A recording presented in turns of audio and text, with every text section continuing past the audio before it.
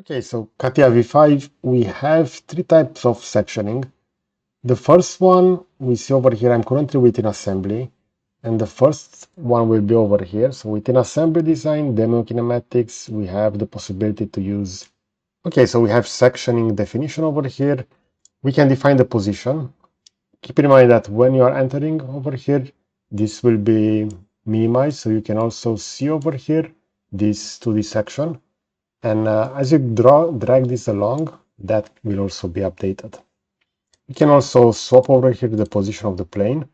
And if you want, you can also change over here this to be a volume cut. So in this case, you're going to see that the volume cut will look as following.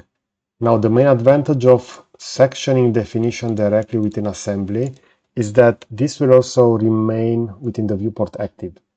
So let's say that I want to keep this section over here. I can just click OK, and we're going to have that remain within the viewport. It will also actually be nested over here. So under it applications, we're going to have section. This is the second one that I'm creating. So this will be section 2. If you want to disable one, you can just go over here, right click, and you can either activate, deactivate the cut section, or you can also activate, deactivate the filling in this case. So as you can see, I can go ahead and I can activate or deactivate those sections over here. You can also hide those. And if you're going to hide those, the section associated with that will also be hidden. So this is the first type of sectioning. This is available within assembly design. If I'm going to jump over here within part design, so I'll double click over here on a part, we're going to see that we have over here dynamic sectioning as well. But this will be a little bit different due to the fact that this will not actually remain enabled. So you see over here a small plane. You can select that and you can expand it. Keep in mind that this is just a visual representation of the plane. In order to move it, you need to move the mouse cursor over here in the middle. This will allow you to move it up and down. And you can also do various rotations, as you can see on various axes over here. And then you can again go ahead and swipe that to the model to do that sectioning.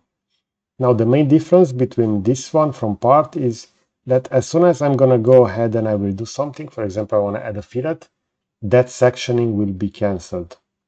So keep that in mind that within part design, you cannot maintain that. In other softwares, for example, within SolidWorks, you can keep within part design that section. You can work on the inside of a component quite easily.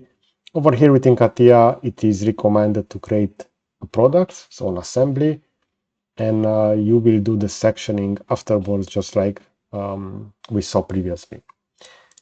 Now, the third type of sectioning will be directly within sketching. So I'm just gonna go over here within a plane, X and Y in this case, and the last sectioning will be available over here within the sketcher workbench, and this will be cutting plane.